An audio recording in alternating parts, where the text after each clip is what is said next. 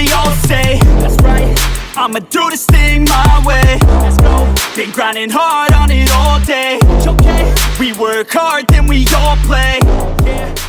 Or just a privilege to serve in the military. So Master Chief really kind of caught my eye when I saw that. And the last few years there've been a lot of SEAL team guys out there doing podcasts and interviews and books and all that, all that good stuff. So I'm always interested in learning about that area and just learning about what the guys go through and the training and even the post-military transition. Which itself is quite complex. So I'm glad that you were able to connect and everything. And I did a little background, on you, and it kind of made a list because your background is quite lengthy.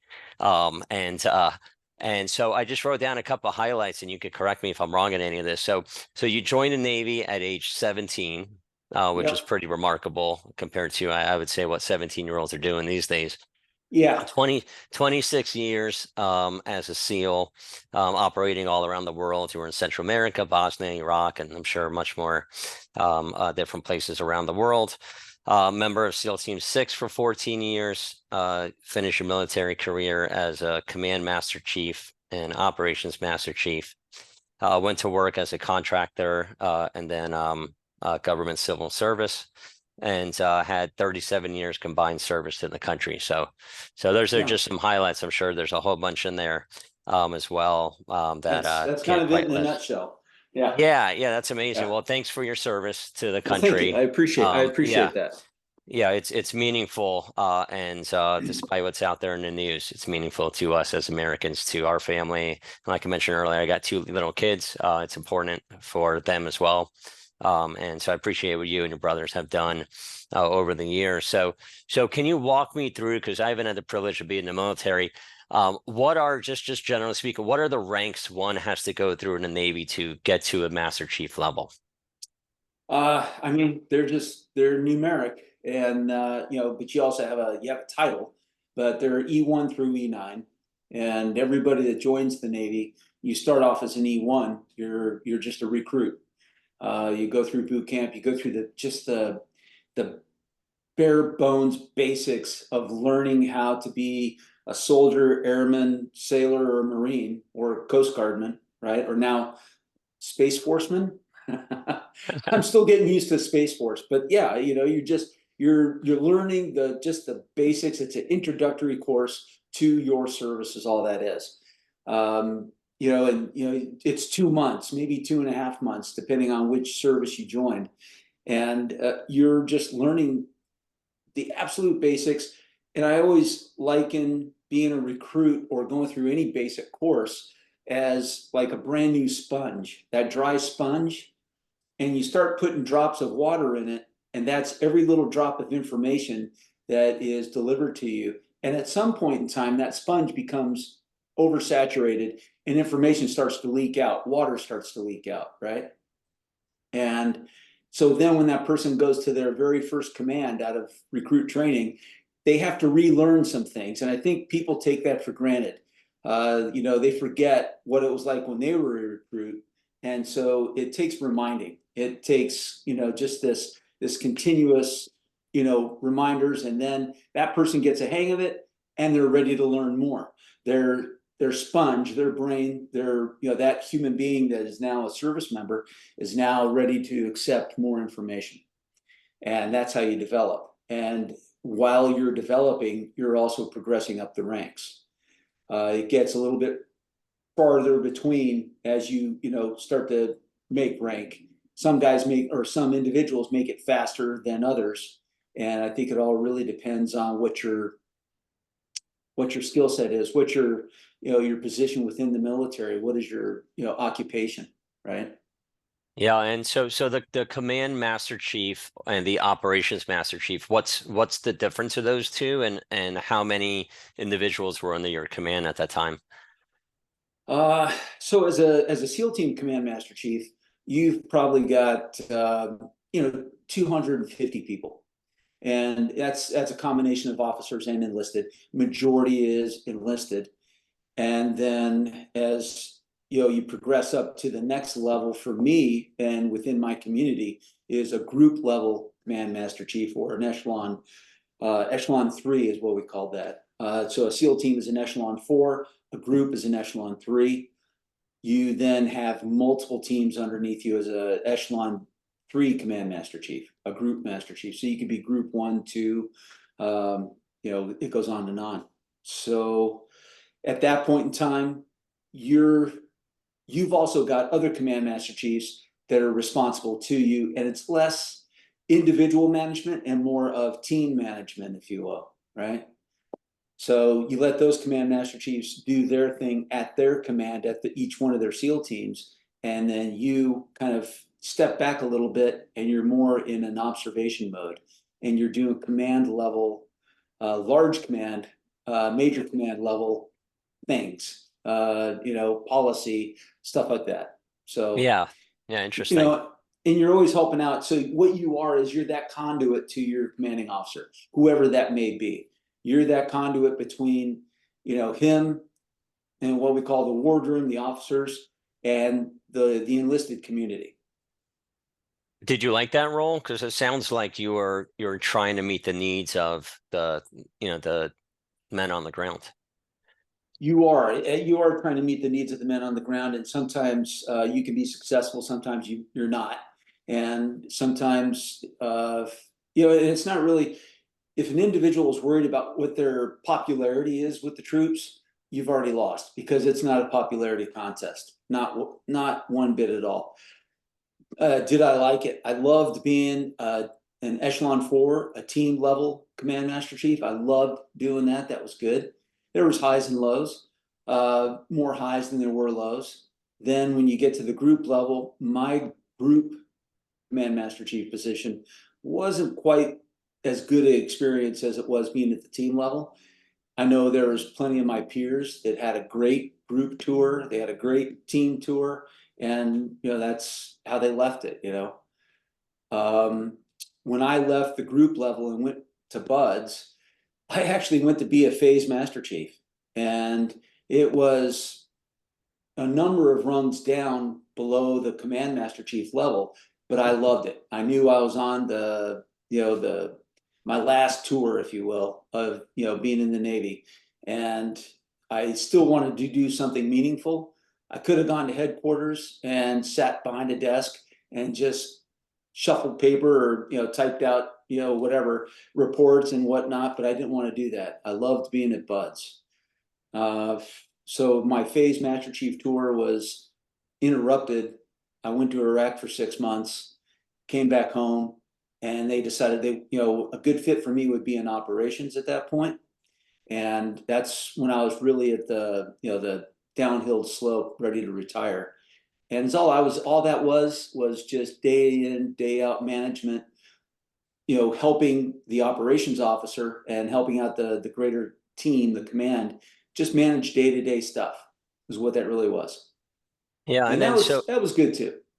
That was good. Yeah, it seems like you adapted to whatever position you were in, but it's also a far departure from kind of the high speed work that you were doing on the ground as an operator, right? Absolutely. But there is a you start to slow down. You think you're able to keep up, but you start to slow down compared to the guy that's got the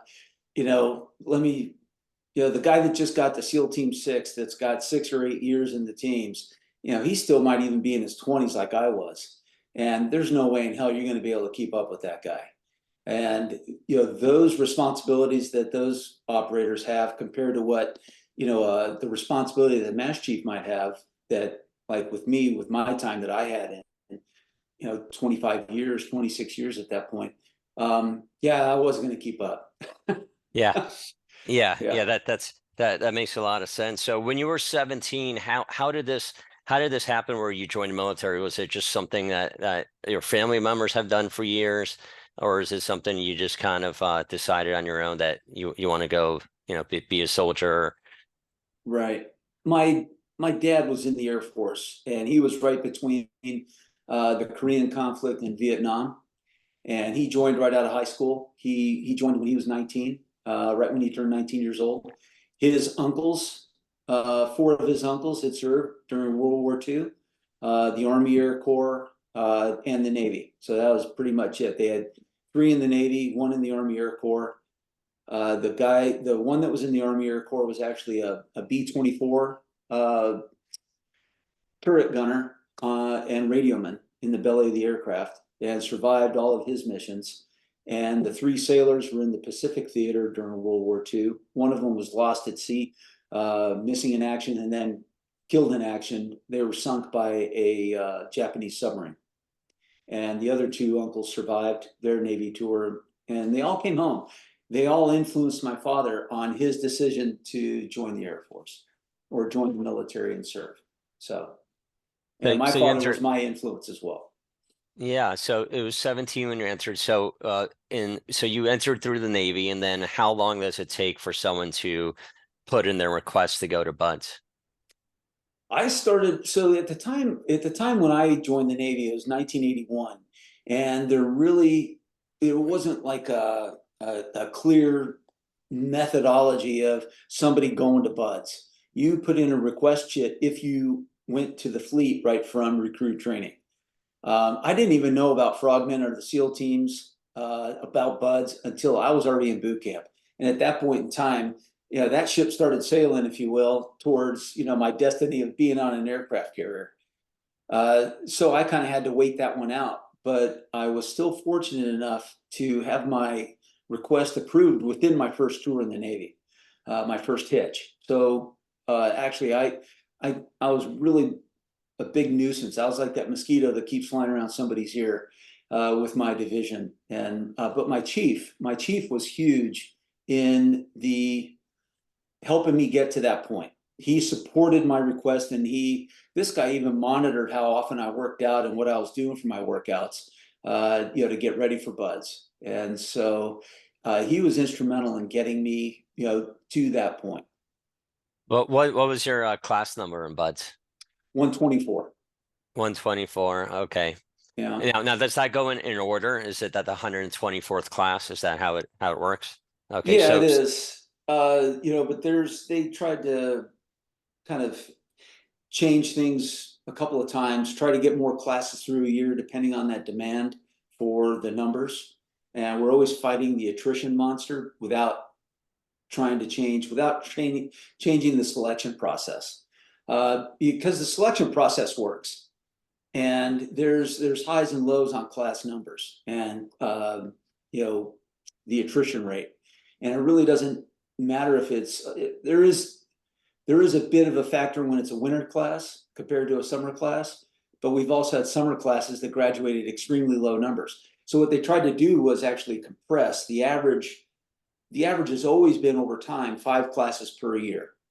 And they tried to squeeze in a 6th or a 7th class, and that didn't produce any more numbers. It was really strange. On average, about 250, 255 students a year graduate and go into the SEAL teams. And for whatever the headquarters and the center, the schoolhouse, would try to do, it always seemed to be 250, 255. I think one year there was 300 graduated, and it was like, this big victory, yay, and then the next year we graduated like 240. So I don't know, but So on average, it's 5 classes a year. okay, interesting. And so what do you remember, I'm sure, your experience at Buds. How was it back then? You said this was in the 80s? Yeah, 1983 is when I went through training. Okay. I loved it. I really loved it. If you were to talk to some of my older classmates, it would definitely tell you, yeah, Steve was really immature. He was still a teenager, 19 years old, and the guy had a lot of growing up to do. But what I had was the physicality to make it through training. I had absolutely no problem with any of the physical evolutions. I never was concerned about failing any of the physical evolutions.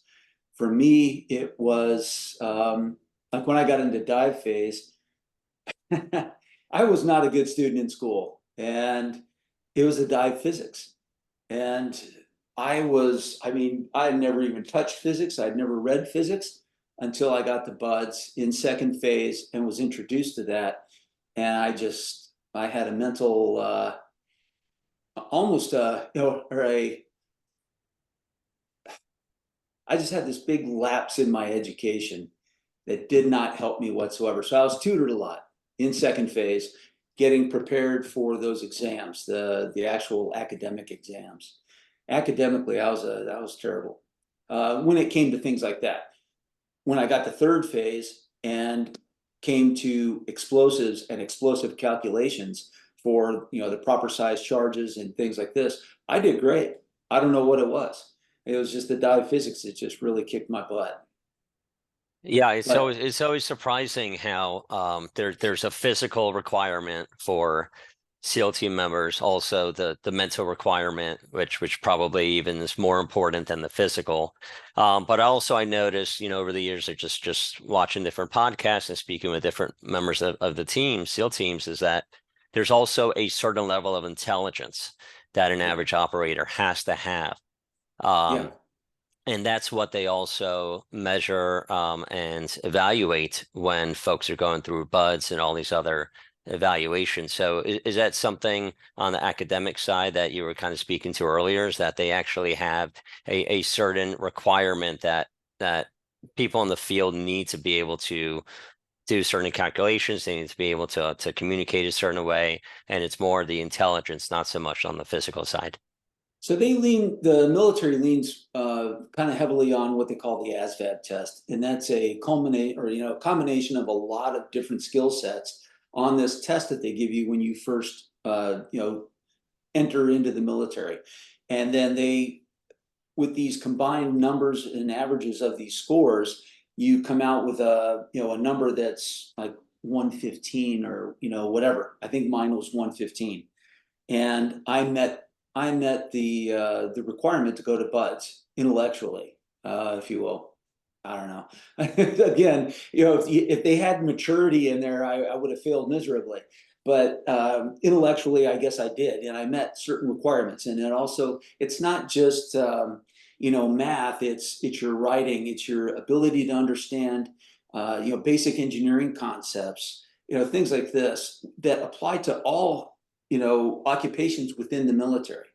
And I know my son, when he joined the Marine Corps, my stepson, they actually redetailed him while he was in boot camp. He was supposed to go to artillery, and he ended up going to another battalion, which meant he went to another school, and it was based on the needs of the Marine Corps. The Navy doesn't do that as much, or if at all. But that's, to me, in my mind, that's kind of similar. It's they recognized, okay, we've got a need. Let's find this this type of person with these intellectual capabilities, and he was a perfect fit for it. He advanced very well within his battalion. So I think it's the same thing within the with going to buds and getting into the SEAL teams. Once you get into the SEAL teams, you get trained in all different applications of kind of not necessarily a profession, but more of a proficiency of being an explosive breacher. So you're expert in explosions or explosives, but what you're doing is you're calculating explosives and the explosive weight of something that requires to blow a hole through a wall, blow open a door, blow a hole through a mountainside, whatever. And so it requires that level of math to do that kind of thing. Same thing with snipers. Same thing with the combat swimmer. Just applications, calculating your time and distance, and if you take a depth excursion, things like that, planning out your dive. So all of that, you just kind of eased into all of that. It wasn't all of a sudden you showed up to a team and hey, you're going to do this. Your first platoon, you're just a nug.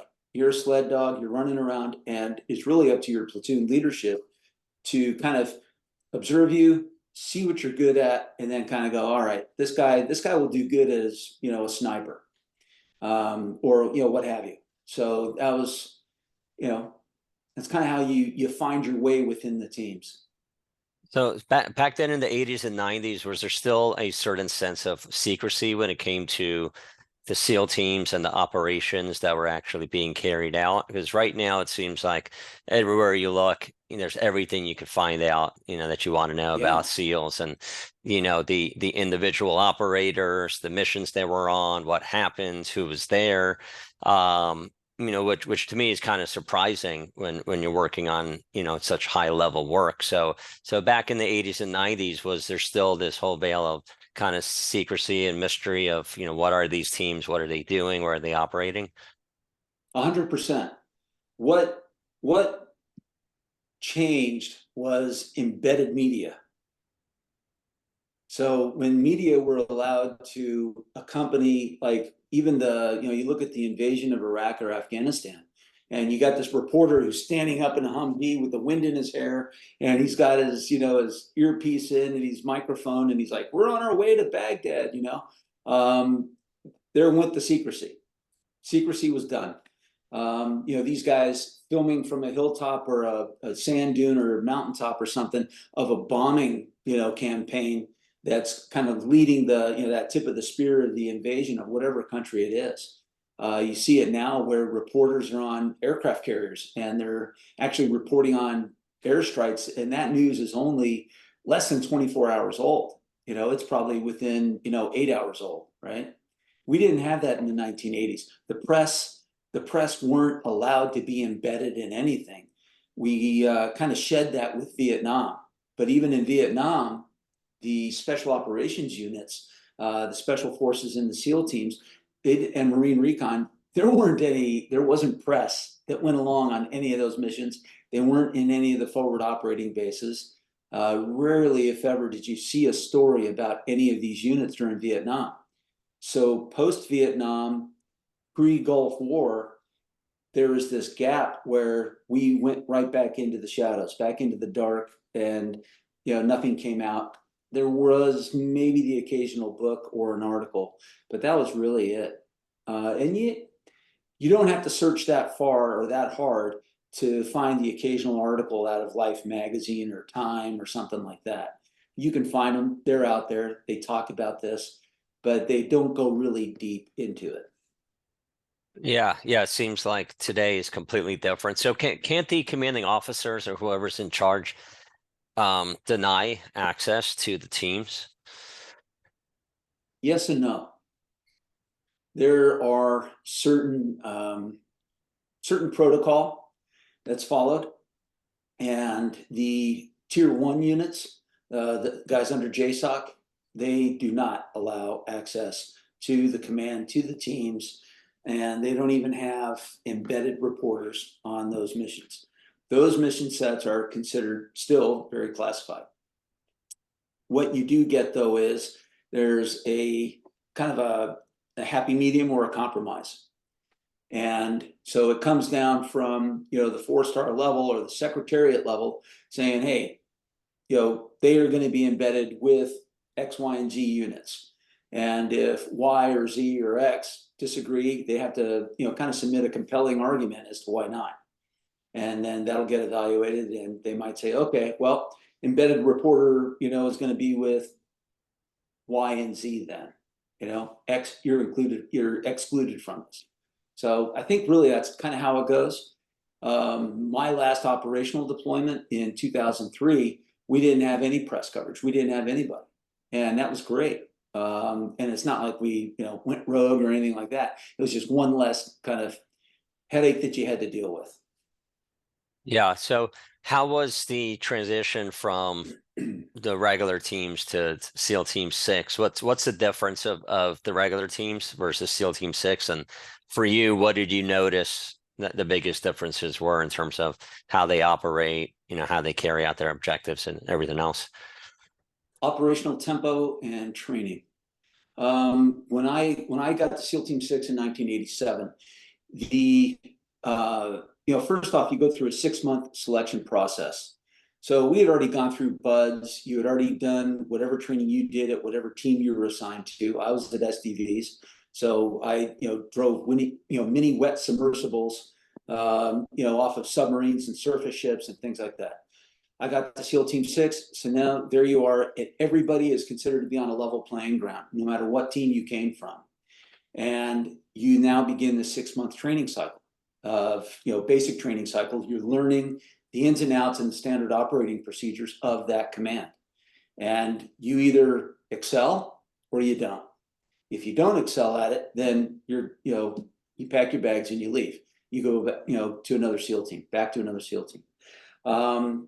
I succeeded. I paid attention to what I was supposed to be doing, and I stayed safe, and I made it through my selection process and got into my assault team. When I checked into my assault team, that was December of that year, and they happened to be on alert cycle, which meant you could be recalled at any time. We actually trained on Christmas Eve day. We went to the range. We did close quarter combat, this, that, the other thing, and we were cut loose at 3:00, and we showed up. I believe Christmas Eve that year was on a Friday, and so we had the rest of that afternoon off from 3:30 on till Monday morning. Monday morning, show up, ready to go again. So it was that tempo. We didn't have a stand down period. We didn't get 2 weeks off of leave if you were on the alert cycle. That's it. It didn't matter what time of year it was, what the holiday was. You were on alert cycle, and you were supposed to be ready to go 24/7. So that to me was the big difference. Got it. So the Team 6 guys, when are they utilized versus the other SEAL teams? Because all the teams operate at a very high level, highly trained, ready to go at any given time. So who makes the decision to use Team 6 versus one of the other SEAL teams, and for what purpose? That's usually at the secretariat level. SecDef makes those decisions. And they'll push it down, and a lot of times, a lot of those missions that they're selected for are time sensitive missions, and a lot of times we'll also already have people, or they will already have people in theater, or what we call in theater, in and around that particular area at that where they can respond rapidly, and they have that flexibility to be able to do so. A lot of the other teams, they're kind of, once they get into theater, that's it. They're locked into that theater and that theater commander's what their priorities are. So, I mean, they could even be, within, just, 100 miles of where a crisis is, and 6 would end up going. Or one of the other, Delta could end up going, the 75th Ranger Battalion could end up going. They're all on that same hook. And it depends on what the mission is and who is available. Yeah, that's really interesting. So do you have a certain mission or operation that you were on when you were in Team 6 that comes to mind? Not really. During the time frame that I was there, I left in 2001. That was my 14th year. And that was also my 20th anniversary of being in the Navy. So I was getting a little bit long in the tooth. The mission sets that I was on from the time I first got there till the time I left, there was also this probably a lack of, the best way to put it would be a lack of connectivity from somebody in the situation room, like you see that famous picture during the Bin Laden raid where you've got all the from the president on down watching this computer monitor. We didn't have that capability all the way up until the time I left. We didn't have Blue Force trackers. We didn't have Predator drones that were overhead, the eye in the sky with, the infrared, images that, beam on board and show the entire operational picture, the battlefield picture. We didn't have that. So there was a reluctance of, the military, top brass and the secretariat levels to just, okay, let's go ahead and send them out to go do this mission, right? And let's hope for the best. Operation Eagle Claw was a great example. So you got your battlefield commander, and that was the attempted rescue of the hostages from Iran in the, what was that, 1979, I think. And once those guys launched from their aircraft carrier that or their forward deployed positioning where they were, and were now going in, you had to rely on satellite communications, which was spotty at the time.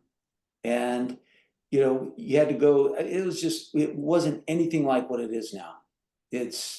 So now there's less reluctance to let somebody like that loose because you have more connectivity, if that makes any sense. Yeah, yeah, it does. And so you mentioned your specialty was the STVs.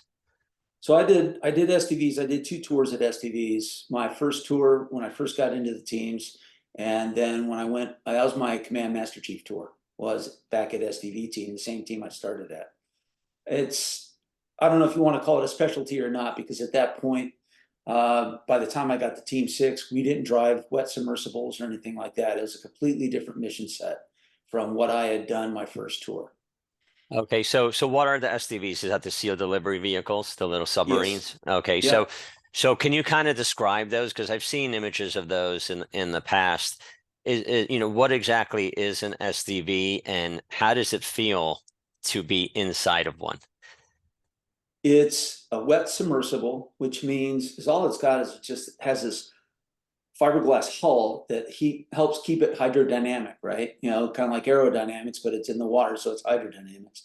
And it's got like this large aluminum sort of hollow frame that's also used for buoyancy compensation. You can, you know, pump air into it that helps, you know, with the buoyancy, but also there's some hard tanks that help with that, where you can get down to, you know, your operational depth, if you will. And it's got an electric motor. It's got batteries. It's, you know, one of the very first EVs out there. And it's got a certain amount of legs, or a certain distance that it's capable of traveling. And also it just depends, you know, it's just like an EV. If you're hard on the accelerator, the battery's not going to last as long. So in the STV, if you're hard on the, you know, on the propulsion and you go maximum speed, you're going to cut down your duration in the water. The operators have self-contained scuba, so, you know, or self-contained scuba, that's oxygen, or not oxygen, that's repetitive, I'm sorry. They've got on scuba tanks or a rebreather, but they also have what we call boat air. And it gives them an extended range as far as air goes, right? So they'll breathe off the boat air first, and then once they leave the STV, or if they have to go onto their own self-contained air, they'll go onto that, and that extends the operational leg of the operators within that STV. So you can't be claustrophobic in order to carry out one of those missions, right? No, Yeah. not at all. Go sit in a large moving box, have your kid close you up inside of it with no light, and then, you know, turn on the light for your watch, and that's kind of the illumination you get off the instruments. Wow. And quite honestly, there were guys that are, and still are guys that are not comfortable with doing that mission, and they'll flat out tell you, no, I don't ever want to go. I can't go. That's not my bailiwick, you know. And that's fine. And it is kind of what one of my commanding officers said one time. It's graduate level frogman work. I love that. Yeah, I love that. it made a lot of sense to me.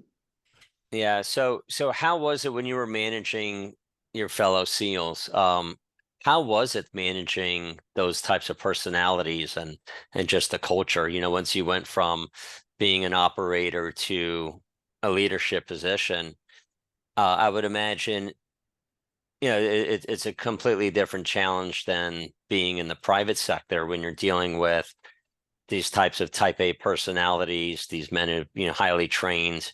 Was there a certain level of respect for you as a leader and for your background that helped kind of keep that at bay? Or what was it, you know, was it a certain amount of hierarchy that came in where they had respect for you, you know, as the officer there, where they listened but also chimed in? How was that management? Because you were still quite young when you were in the management position, right? So my first, so when I made chief, that's when really within the Navy, that's when you step into any kind of a management position, if you will, of people. You transition to E7, and in the Navy and in the Coast Guard, it's it really is just it's a big leap when it comes to being a leader.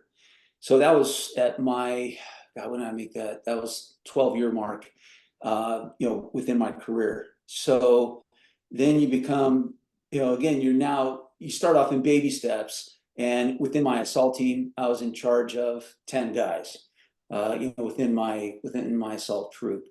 And then you graduate up to the next level, which, for me was being an assault team chief, where you had the whole assault team. What helps is that you're cut from the same cloth as they are. You're that same AAA type personality. All you have is, over these guys, is rank and experience that helps guide the team. As a senior enlisted, I still answered to my officers within my assault team, and we worked together though. And they leaned heavily on me and my experience on, kind of the intricacies of the day-to-day type or mission-to-mission type operations. When you get to be, the next step for me then was a command master chief, and it was the same thing. I had STV experience. I also had just come from SEAL Team 6. And so there's a certain level of respect that came with that. But then as the further along you go, the more that the guys respect you as that individual that's now been at that team for a little bit longer. Or, I did 3.5 years there. So that was really good for me. And you kind of get into this rhythm. What was hard for me, really hard for me, was I was there from 2002 till 2005. And we were in Afghanistan and Iraq. And I was at an STV team. There weren't any operations for us in Afghanistan or Iraq. But what we did do was we were able to augment a SEAL team that was over in theater, either Afghanistan or Iraq. And we had guys, we had snipers, we had communicators. And that was the beauty of being at STV team. We were very sniper intensive. A lot of guys were sniper qualified, and a lot of guys were tactical communicators. So whatever the requirement was, we could send those guys to augment that particular team. And we had some guys go over and do some really good things. But we also had that tragedy in 2005, Operation Red Wings. All 4 of those guys, the recce guys that went out, Mike Murphy, Marcus Luttrell, Axelson, and Dietz, they were all STV operators.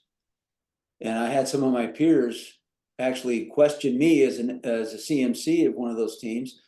What do you think makes you qualified to go and do that mission? And my response was, we've spent more time in the field training than any of your guys have cumulatively over the pre-deployment workup cycle. Our guys spent probably 10 times in the field longer than the other SEAL team, reconnaissance guys. So we were very qualified. It just happened to be that, the cards, the odds were stacked against those guys that particular day on that particular mission. And things just kind of went to hell from there. But a lot of guys, what people won't see is the good that a lot of those guys contributed in both of those conflicts.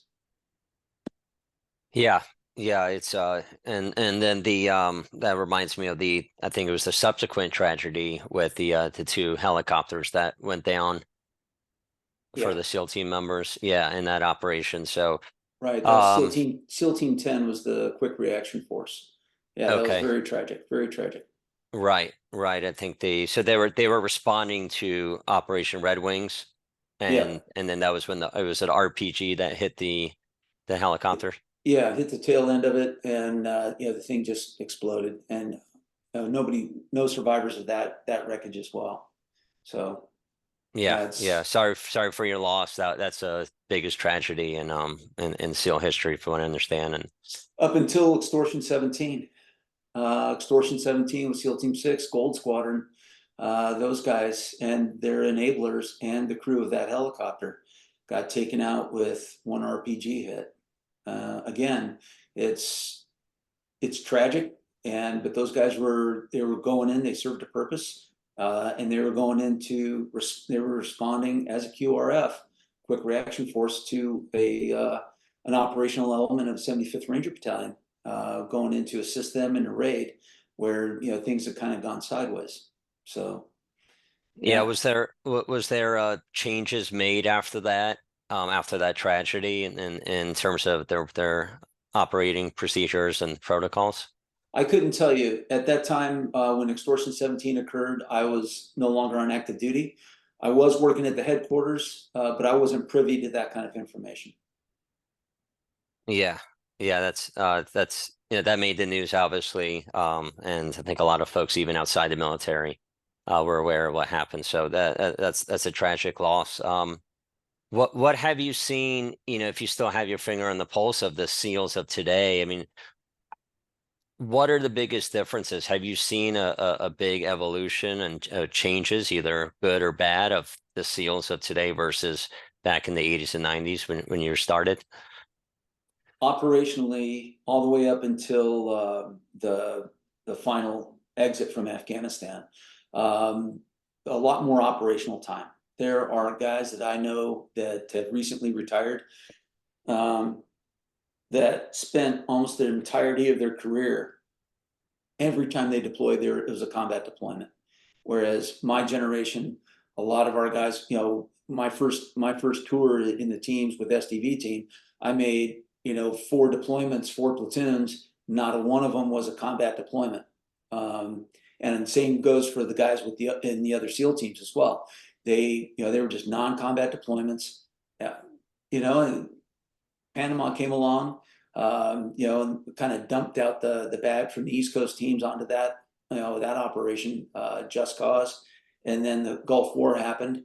Again, it's like this surge of manpower, but we still kept other platoons all around the world. Not until 9/11 did, and that even took some ramping up, but did we find the majority of SEAL teams, East Coast and West Coast, involved in that conflict. And then Iraq came along and we kind of had to split the baby. Putting guys in Afghanistan, putting guys in Iraq, and we still would have, a task unit going to the Pacific and a task unit going to Europe and a task unit going down to Africa. And one of the things that a lot of people don't realize is we had a lot of real world operations happening in Africa as well. So that was a pretty busy time, and there's still a lot of guys, a lot of places right now that are still, operational as far as like a combat type deployment. Yeah, I hear this terminology, military readiness, kind of hear that a lot. What exactly does that mean? Does that mean for the military? What does that mean for the country when we hear military readiness? In general, military readiness is being able to go to war with anybody at any time. That's really what it is. What each one of the branches is responsible for is their slice of that pie. The Marine Corps and the Navy, it's deterrence. It's being pre-positioned overseas and with the adversaries, knowing that there is this force, whether it be, a battle group, a naval battle group, or an amphibious ready group with X amount of Marines, and pre-positioned as well, whether they're in, Australia, Okinawa, the Marines, or the fleet being anywhere. We saw how quickly the aircraft carrier Eisenhower was able to go right into the Red Sea. That's why we forward deploy all the time. And I mean, for as long as the Navy has been around, almost, we've always had a presence overseas with a contingent of Marines on board. And it's for deterrence. It's for, again, national security and in interest of the United States, or those interests. Then the surge capability comes with Air Force. We had B-2 bombers come all the way from the United States to help bomb the shit out of Yemen this last couple of months. Again, that's kind of exercising of a capability, and being able to not only take out strategic targets that are important to that particular area of operations, but it's also a signal to other countries that are possible opposition countries that, hey, we're ready to go. And you punch us in the nose or something, we're going to be able to strike immediately. Don't think it's going to take us a couple of months to ramp up. It's not. We're talking less than 24 hours, which is pretty responsive. So Yeah, so from your assessment all these years and what you see today, would you consider the United States ready, or as ready as we can be? we're as ready as we can be, we could be a little bit better outfitted and prepared, if you will. You know, we're have much smaller numbers of force that are, you know, within, you know, personnel within the military than we've had since, I think, World War II. The fleet is smaller, but we also have to think of technology and what do we have as far as technology and being able to have precision strikes as well. You know, we've got this thing that we call drones now, you know, the big drones. Those things are the size of an aircraft, an actual fighter aircraft that carry munitions on them that, you know, without, you know, you got some guy in a Connex box that's, you know, driving this thing from wherever, the desert, you know, here in the United States or someplace on the East Coast to someplace close overseas. We're able to carry out a strike, you know, put these things up in the air, carry out a strike very quickly. We have, technology has changed the battlefield enormously. So what we're lacking in the number of ships, the number of submarines, the number of tactical aircraft, we have in technology, kind of there's this balance, if you will. Yeah, I've seen some footage of, I guess, the so-called one-way drones or suicide drones, you know, being carried out. And, you know, what can somebody in the field do when, this more rhetorical, when you have a swarm of 50 or 60 of these smaller drones just coming after what, you know, the soldiers in the field? I mean, how does one even defend against something like that? Like you said, it looks like just military warfare has, you know, been changing dramatically. Yeah, it has. God, what can you do? I don't know. Take a look at some of that footage of some of the Russian fighters with the, you know, Ukrainian drones going after them. And, you know, these guys are scrambling. They're trying to get out of the way of whatever doom might be coming towards them, and they can't escape it. It's hard. We have to, you know, there's always countermeasures that are being developed for this type of, you know, this type of action. But when you get down to it, I mean, some of the suicide drones are just very rudimentary. You know, I mean, they're crude. They're, you know, they're one way. They're not directed by any type of you know, signal where they could be jammed, and it's basically a one-way missile with a camera system on it. That the only thing that they can do is just maybe toggle and get that, you know, get it more on target than, you know, once it's on that trajectory. That's really about it. You know, some of the more advanced ones have satellite feeds. And I think what was demonstrated in Ukraine with the Ukrainian suicide drones, the surface suicide drones, when they were attacking the fleet, you know, those links were all of a sudden cut off. And those drones stopped and they washed ashore.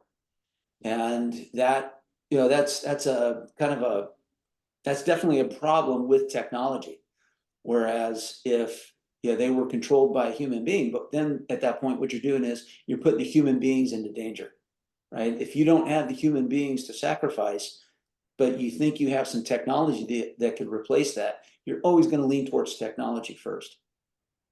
Yeah, it's going to be very interesting to see what the future holds. I can't imagine we're going to see highly trained, you know, team guys, you know, shooting with precision, you know, little tiny bullet at another person down the field, you know, which is what, you know, what the team guys seem to be trained to do now, and with precision and training, and very good at what they do. But I could only imagine there might be, you know, robots on both sides that we're controlling somewhere, like you said, remotely, and they're out in the field, you know, and they're more bulletproof, and they have, you know, certain other weapons with them besides just regular firearms, and they could detonate, you know, all sorts of stuff, right? So, Sure. and now the robots are lobbing things back and forth, you know, because like you said, it seems very rudimentary even now when you think about it, with the current tools and weapons that we're seeing played out in real time.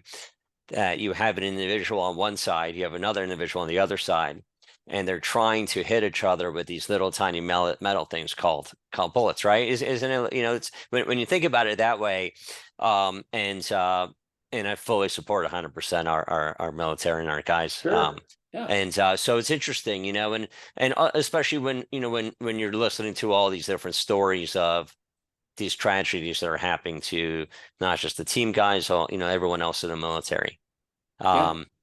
And then you're sending an entire helicopter full of, folks to go and, as a QRF to react and help and rescue the other folks that are currently in danger. That's a very, very big decision to send human beings to land in a firefight in danger to help other human beings. Yeah. Massively high risk, as opposed to perhaps in the future, and hopefully there aren't as many wars in the future, we could all hope. But in the future, might have some massive drone that could come down, like a quadcopter type thing, which is just unmanned.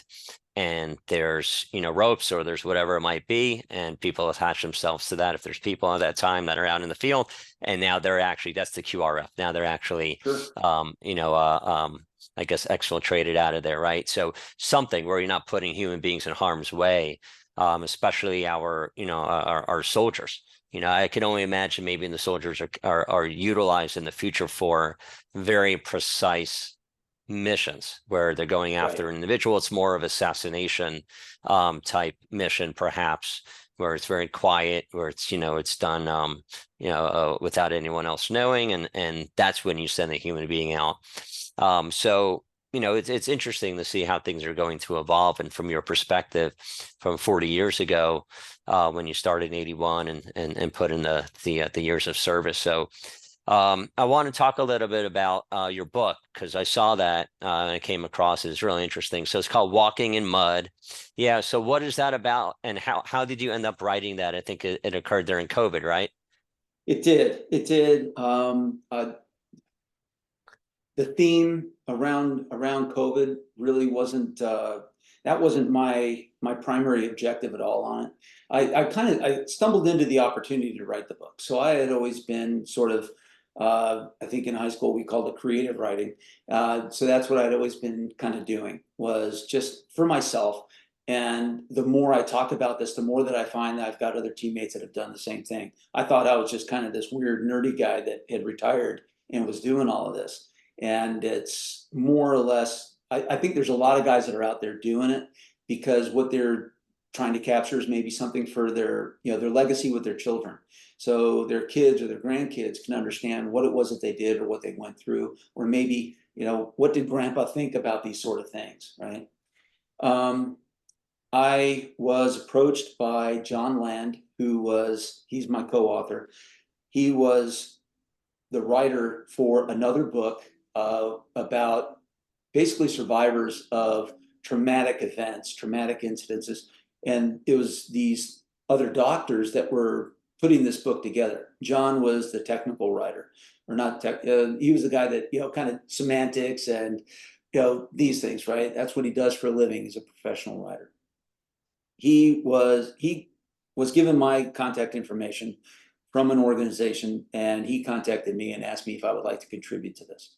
Sure. So I did. And what I had sent him, he liked what I had sent him. And he asked if I did any more writing or anything like that. I said, yeah, sure. So I sent out some more stuff to him. And I think collectively, between the two of us, we kind of came up with the idea at relatively the same time. Maybe we should do a book together. And that was what we did. I wasn't crazy about the COVID theme. What I was hoping for was something a little bit more enduring. And my feedback from some close friends of mine is that if people can just ignore the COVID part of ignore the pandemic piece of it, if it doesn't apply to you, and just draw out my lessons learned on my messed up life and all the stupid mistakes I made, or some of the examples that I wrote about of some other people that did some really great things, that is really what the takeaway can be. And at the end of the day, the basis of the book is about the 10 essential qualities of the underwater demolition man, or of an underwater demolition man, that was penned by Francis Kane, who was at the time commander of UDT 21, Underwater Demolition Team 21, in the 1950s. Everything that I've understood and have heard about of this commander he was a phenomenal leader. This guy was just incredible. And it wasn't just that he put these 10 essential qualities out, pasted them around the team area. It was truly what he expected of his team. But if anybody violated any one of these 10 essential qualities, it wasn't like the guy got fired or kicked out of the team or something. He was counseled, he was mentored, and he was given opportunity to correct.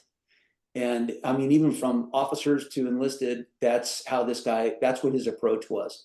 And a particular individual that I know very well that served under him said he was the best commanding officer this guy ever had. And this man did 30 years in the Navy, in the SEAL teams himself. And to say that about one individual, that says a lot. And so and I'll always challenge people, you look at what the 10 essential qualities are, and then you look at other virtues that we expect from people today, and even from the 1950s, or even the early 1900s or the late 1800s. A lot of them are still the same. They are the same, and they're simple.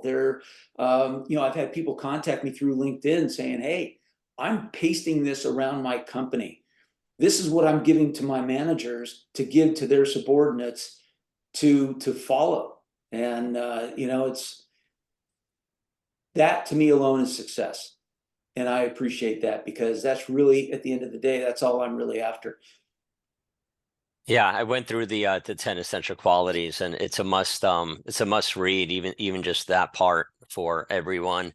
And I think society would be better off if they had guidelines like that and principles that everyone was following. In the workforce, outside of the workforce.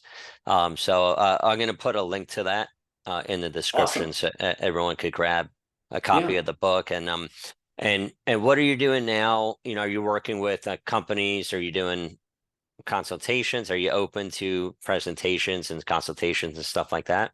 I'm always open to consultations, presentations. I do have something in the works right now, unofficially, with a friend of mine. We're going to be doing a podcast. We haven't even got a name for it yet, but we decided we're going to do it. We've got the material, and the material is everyday society, and kind of those things that we either find annoying or we find endearing, something we may see, something we may have witnessed, and just basically talking about that, peeling the onion on that. And I've, it's what I would really, I think what we're after is just kind of trying to get people to think, and about everyday stuff, the common things. And like you had mentioned, you read some of the stuff that I've posted on LinkedIn. A lot of it pertains to leadership, but there's a lot of it that also pertains to everyday living, and kind of what can somebody bring home to their family. I think it's still one of those things. I actually ran into it yesterday. I went and did the grocery shopping yesterday, and I don't know if you saw my post about shopping carts. Not yet, no. It's so people and their inability to, they take their shopping cart to their car, unload all the groceries, and then they just push it off into another space, therefore eliminating a parking space from somebody, unless that person stops their car, moves the cart, pulls in. But I actually watched a guy do this yesterday. He did exactly that, pushed the cart into another space, and walked in, parked his car and walked into the grocery store without doing anything with that cart. So basically, all he did was pay that forward to the next person that wants to park. I was getting out of my truck, and I just grabbed the cart, and I used that as my shopping cart to go in, taking it out of the parking lot.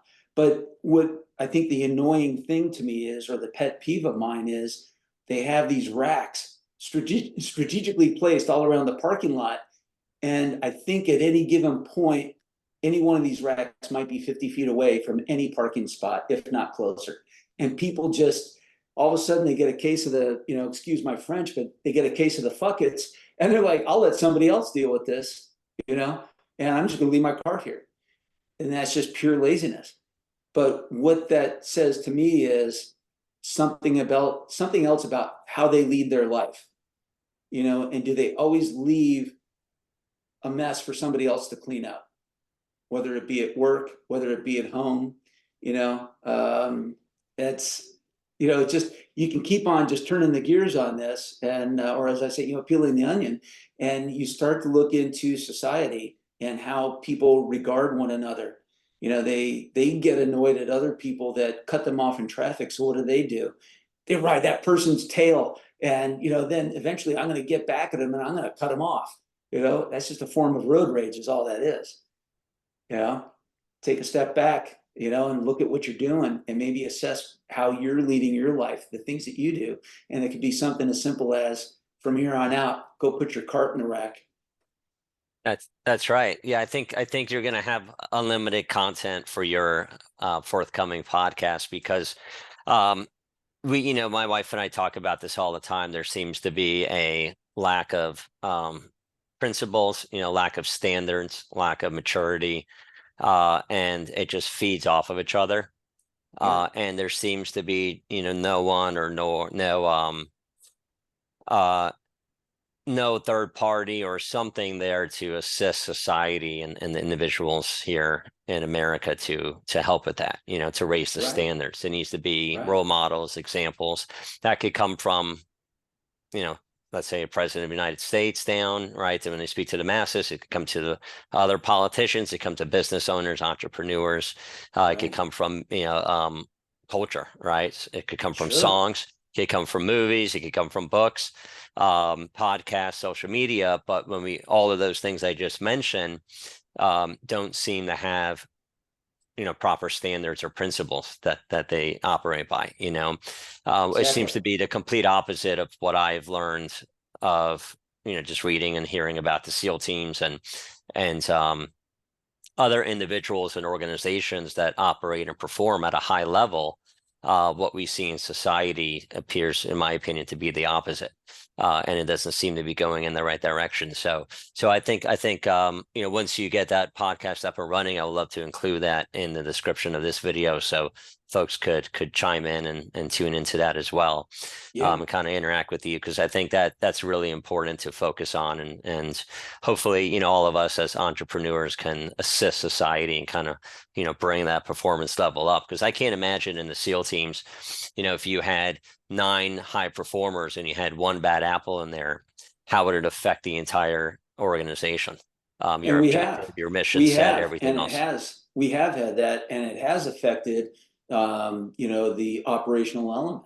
And these you have to deal with those as best you can. And sometimes you have to take the brutal attack of removing that individual, kicking them out of the unit. And we do have that mechanism in place.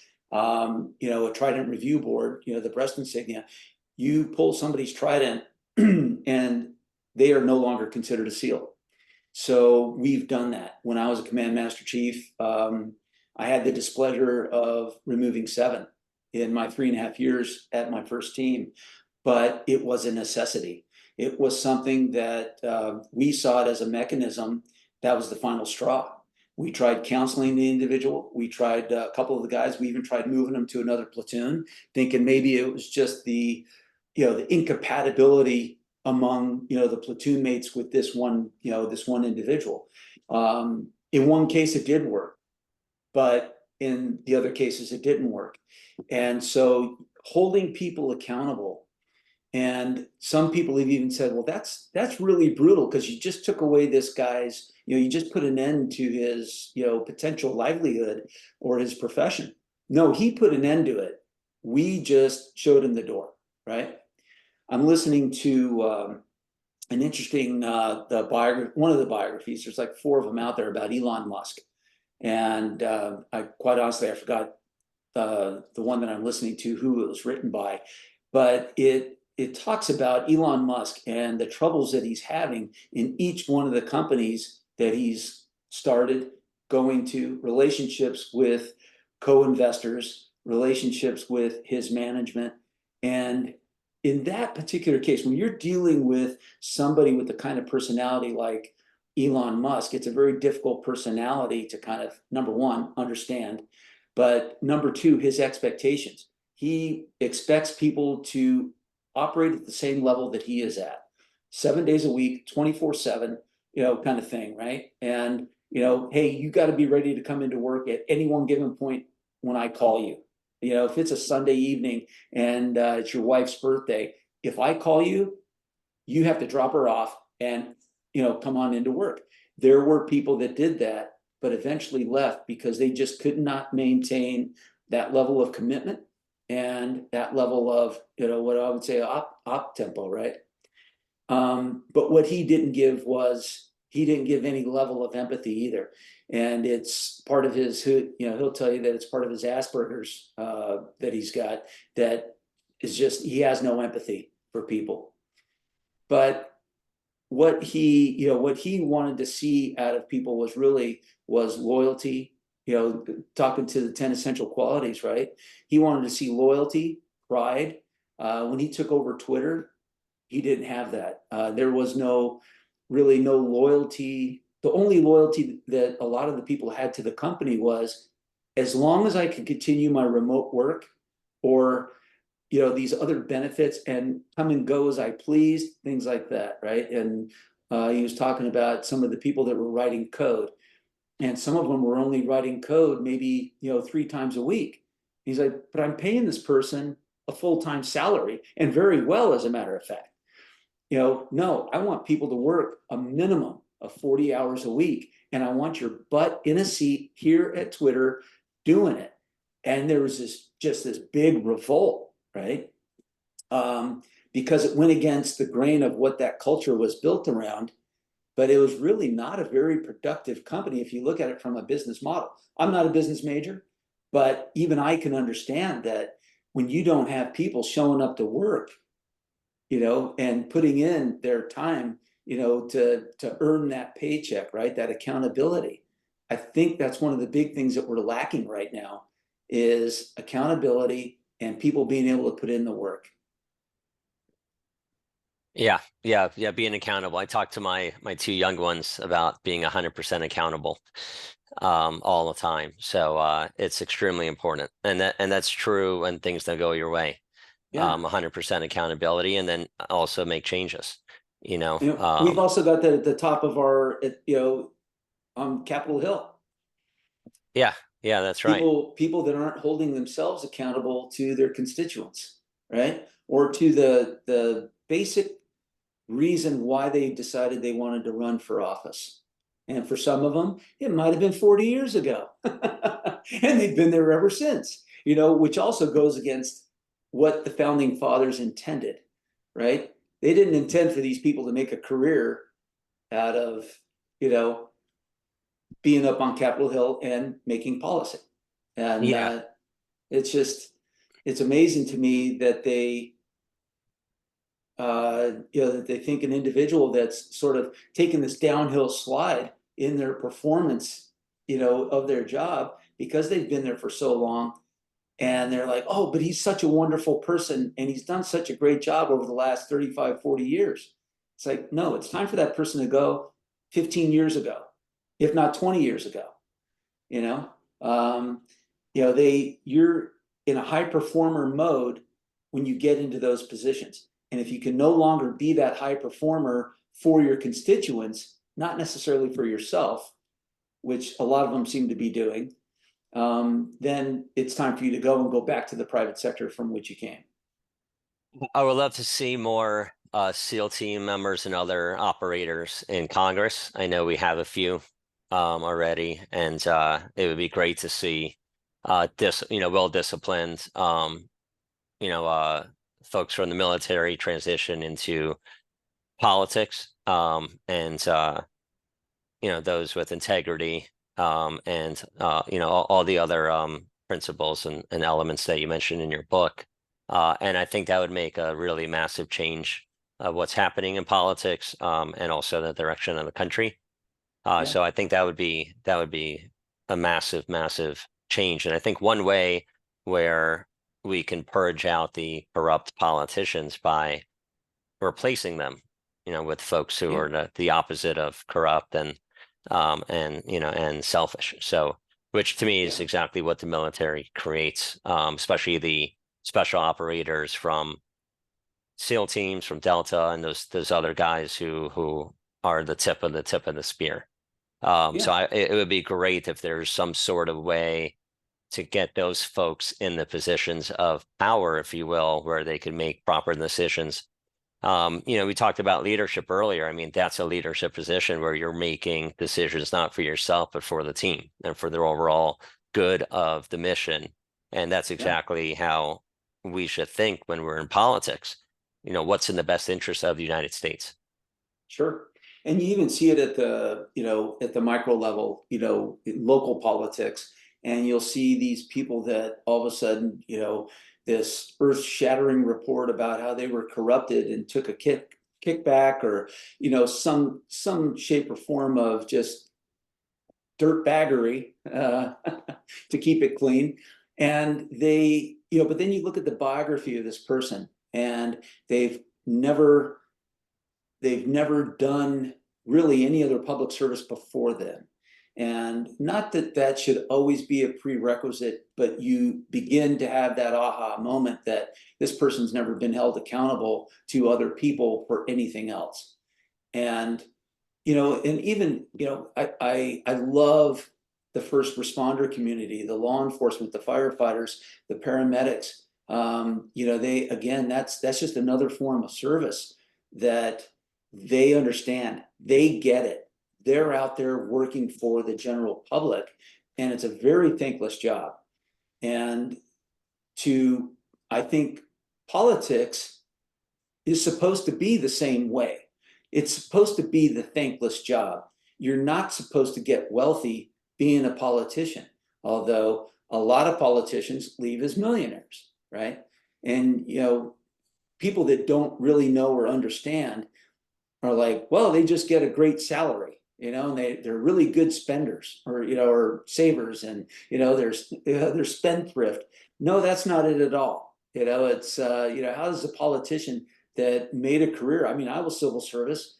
These politicians that Joe Biden even said in one of his campaign speeches that he was this lifelong civil servant, $140,000 a year, and but he's got a really big house in Maryland, right? And he's got one in the Hamptons or Martha's Vineyard, one of the two, and how do you come across that? How do you get that? And again, these, some of these career politicians are probably the worst at it. In this Elon Musk biography, Elizabeth Warren was coming down on Elon Musk, with a directed, attack on him without saying his name via Twitter, about how these billionaires aren't paying their fair share. And it just happened to be, I think it was 2022, and he had just paid $11 billion in taxes. And he paid the most taxes in US history in one single year of any American citizen, period. And she just it didn't set with her. She went on the attack before she actually knew. And it's this mightier than thou, this holier than thou sort of attitude that comes from the politicians. I used to have the displeasure of briefing a lot of these people from the Southern California district, or from the arms committees, the various committees, whether congressional or Senate arms committees, they would come and look at our facilities. That's what I dealt with as a civilian, was our tactical training facilities that cost tens of millions of dollars. And, they want to see if the money that they're putting into, they want to see what it is that's being done. And just kind of their aloofness is what really turned me off to politicians, and like them just a little bit less. Yeah, there seems to be a really big disconnect between what they're doing and the reality here for the citizens that they're supposed to be representing. So, and I Right. think a lot more Americans are starting to realize this, Yeah. especially after the whole COVID campaign that started in 2020, and people are starting to realize that reality isn't what they thought it was, Yeah. and that there's a facade and there's a lot of corruption, and now they're starting to identify who's responsible for all this corruption, for the facade, for these campaigns that they operate against U.S. citizens. Yeah. So it's you know, and that kind of leads me to the last thing, which I'll mention is, you know, I was looking at, you know, the military has to be sworn in, all the military personnel, and they talk about, you know, enemies, foreign and domestic. When you were sworn in, did they ever define what that means by domestic? You know what? No, it didn't. You know, my very first swearing in, you know, standing there in my jeans and my t-shirt, 17 years old. No. You know, I was ready to ship off to boot camp the following Monday. And no, it didn't resonate with me, those words. They tried to explain that to you in boot camp. Again, you know, the sponge analogy, you know, you only take in so much. But as time went on, you do understand that. And you take a lot of pride in what you stand for and what you're serving for. And I think that's what kept me going throughout all those years, was just the enormous amount of pride I felt in serving my country and willing to go and do whatever it was that you were called to do. Yeah, I think these days, I think folks are thinking about that a lot more, you know, whether or not even our enemies are more foreign or our enemies are actually within, you know, domestically. So it's, I think, you know, big changes in perspective are happening and will continue to happen. And hopefully that will lead us to a better place.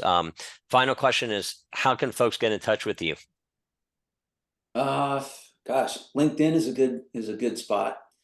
Just look for me at Giblin SP, or just do the full name search.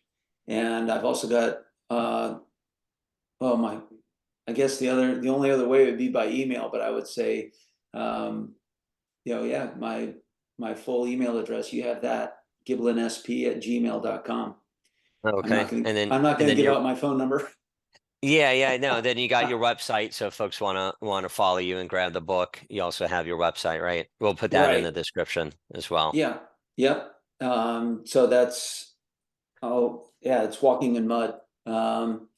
You know, walkinginmud.com. Perfect. Yeah. But So we'll don't try to contact me on that website. I don't check it enough. But it does lead to other, you know, other things. You can actually, somebody could download the copy of the 10 Essential Qualities of an Underwater Demolition Man.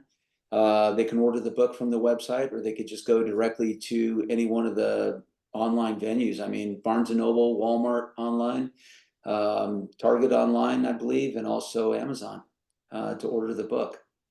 And sounds good. I also offer an exclusive. If you buy my book and you contact me and you want to have me sign it or put a note or personalize it or anything, send it to me and I'll send it back to you. Don't worry about the you know, the return, postage, and handling. I'll go ahead and do that one. That's awesome. That's awesome. Yeah, we'll include all those links in there. I want to say thanks again for not just taking the time to chat, but for your 37 years of service. I think you're a big inspiration, not just to me, but everybody who's going to watch this. And let's get in touch, especially once you start that podcast. I'd like to include the link. Yeah. And so I'm definitely going to be subscribing and encourage everybody else to follow you. So let's do this again sometime soon. Thank you, Michael. I appreciate it. Yeah, thank you. Yeah, let's go. I don't care what they all say. That's right. I'ma do this thing my way. Let's go. Been grinding hard on it all day. Okay. We work hard, then we all play. Yeah. I'm addicted to the grind, man. That's right. So I refuse to waste time, man. Yeah. One day it all will be fine, man. Let's go. Gotta commit to the climb. You know